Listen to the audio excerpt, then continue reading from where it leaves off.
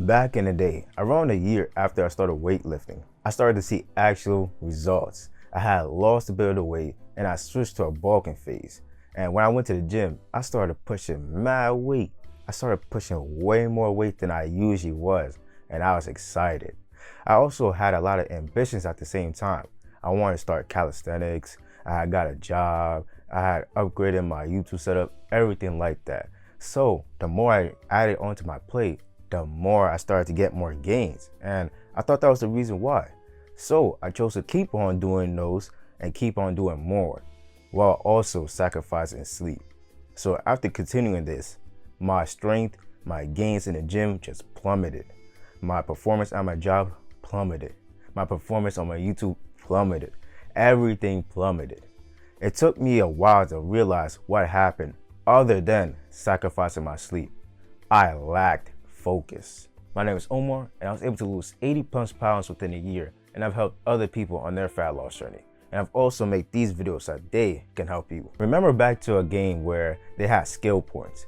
Where would you put most of your points in at first? In strength and attack power. Because you know, if the game had a dodge feature, you could just simply, dodge your attack and just kill them and get more skill points, allowing you to just upgrade your other skill points much faster.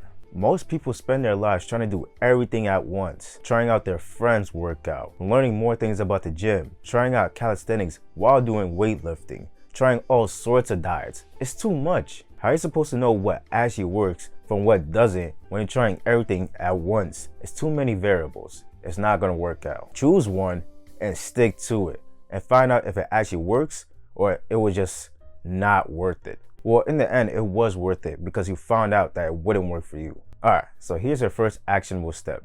So first, let's ask yourself some questions. So pretend you're sitting at a friendly family dinner with your friends and with your family.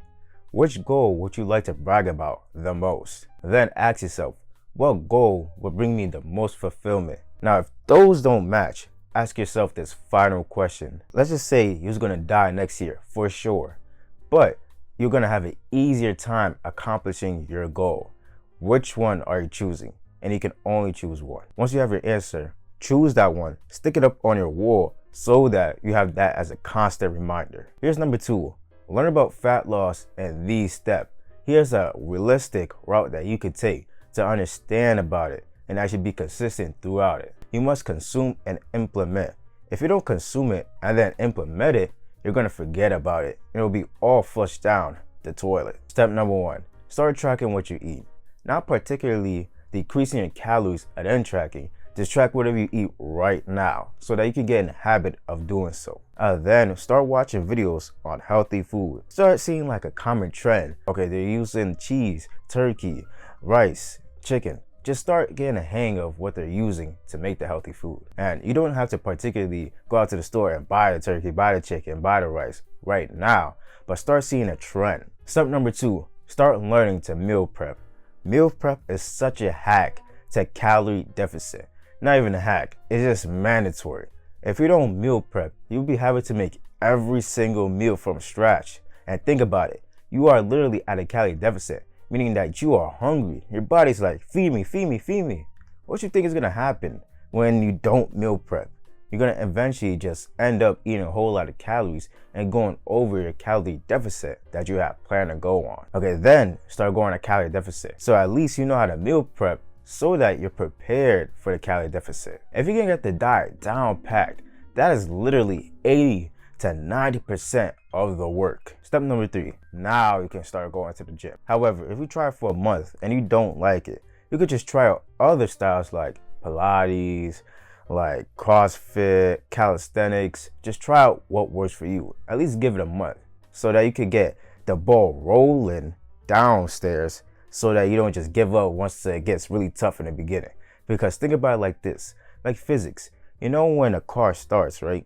You feel that woof at the beginning. Once it keeps on driving, now it feels a little bit bored. But that's when you get the hang of it and it just feels like it was just normal like that way. Step number 4, start experimenting with cardio. So for example, you got in the gym, the treadmill, the elliptical, or the other machines, I don't go on them. You can try that.